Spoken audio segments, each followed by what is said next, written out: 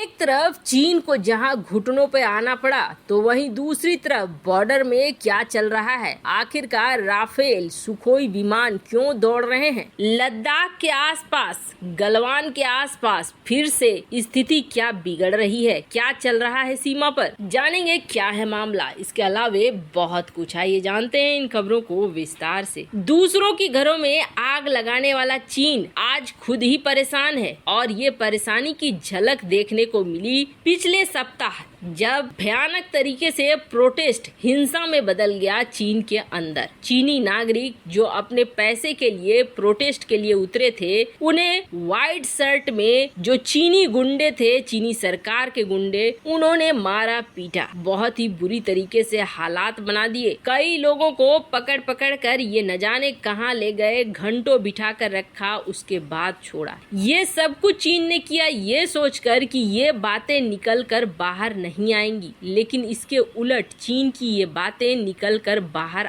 आ गई। और जब ये बातें निकल कर बाहर आई तो चीन के लिए बहुत बदनामी होने लगा। चीन ने इस्तेमाल किया था जो अपने सिक्योरिटी गार्ड हैं, उनको इस भीड़ को हटाने के लिए, इसलिए कि कहीं ये प्रोटेस्ट हुआ तो हमें कल को सुनना पड़ जाएगा दुनिया भर से और दुनिया जान जाएगी कि चीन की आर्थिक हालत भी खराब है और यहाँ अब आम लोग उतर रहे हैं चाइना सरकार के खिलाफ। क्योंकि ये बहुत बड़ी बात है, चीनी लोगों को उनका पैसा ही नहीं मिल रहा है, वो पैसा ही जब्त हो गया है। फ्राइडे को शुरू हुआ ये प्रोटेस्ट जो बवाल बन गया चाइना के सोशल मीडिया से लेकर अंतर्राष्ट्रीय मीडिया तक में। अंतर्राष्ट्रीय मीडिया ने फटाफट छापना शुरू कर दिया और सबसे बड़ी बात ये है कि चाइना के हेनान प्रांत से इसकी वीडियो भी लीक होने लगी। किस तरीके से लोगों ने मारा, वो सारी चीजें लीक होने लगी, सोशल मीडिया पर अंतर्राष्ट्रीय न्यूज चैनलों को मिलने लगी,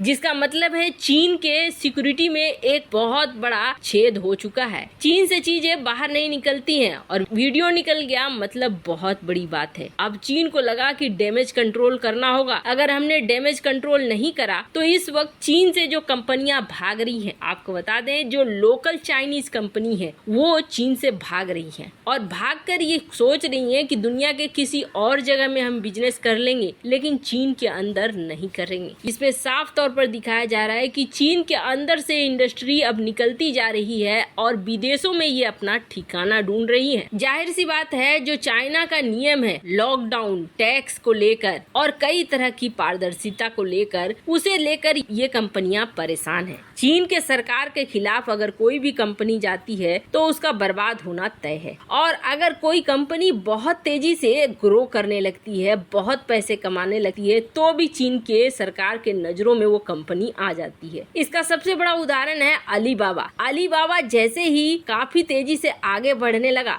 जैक मा खटकने लगे जिनपिंग को। जैक मा को लगा कि कहीं जिनपिंग उनकी सत्ता न हथिया ले। जिस तरीके से ताबड़तोड़ अलीबाबा पर एक्शन हुए, वैसे तो महीनों तक जैक मा गायब रहे। कौन उठाकर ले गया, कहाँ उठाकर ले गया, कोई खबर नहीं आई। अचानक से महीनों बाद एक समारोह में सामने आए, लेकिन तब तक अलीबाबा के ऊपर कई तरह के एक्शन चाइना सरकार ने ले लिया। यही वजह है कि अब चाइनीज कंपनी डरने लगी है और ये जो वीडियो, ये जो प्रदर्शन की चीजें निकल कर आई है, ये चीन के हालात को बयां कर रही थी। ऐसे में चीन ने एक बड़ा फैसला लिया और चीन ने कहा कि नहीं, हमारे देश में सब कुछ ठीक है और जिन जिन लोगों के पैसे बैंक ने खा लिए हैं उनको हम पैसे देंगे। चाइना सरकार ये कह रही है कि हम पैसे देंगे। और आपको बता दें, चाइना सरकार ने कहा है कि जिनके 50,000 युआन है, पहले हम उनसे शुरुआत करेंगे। 50,000 युआन वाले को सबसे पहले हम पे करेंगे, उसके बाद फिर धीरे धीरे हम बाकी लोगों को पेमेंट करना शुरू करेंगे। इस कहा चीन झुकता हुआ दिख रहा है। अपने देश में जहाँ ये चीन झुकता हुआ दिख रहा है, तो वहीं दूसरी तरफ आखिर लद्दाख में इतनी टेंशन क्यों है भाई। होता ये है कि दलाई लामा को पीएम मोदी संदेश देते हैं, जन्मदिन की बधाई देते हैं। अगले दिन 4 बजे सुबह सुबह एक चीनी फाइटर जेट भारतीय बॉर्डर के पास आ जाता है। हालांकि ये भारतीय बॉर्डर को क्रॉस नहीं करता है, लेकिन भारत की तरफ से सांकेतिक प्रोटेस्ट जारी किया जाता है कि आप ऐसा नहीं कर सकते हो, पर फिर भी चीन मानता नहीं है। चीन ने दरअसल इस इलाके में एक पूरा इंफ्रास्ट्रक्चर खड़ा करके रखा हुआ है, मिलिट्री की। इनफैक्ट यहाँ तक कि S-400 को भी एक्टिवेट कर दिया गया है। मतलब देखेंगे तो आपको ऐसा लगेगा जैसे एक वार जोन की तैयारी हो रही है, एक युद्ध की तैयारी हो रही है और कभी भी युद्ध हो सकता है। इस बीच भारत ने कई मास्टर स्ट्रोक एक के बाद एक दाग दिए हैं और इसका असर दिखना शुरू हो गया है। एक तो गलवान में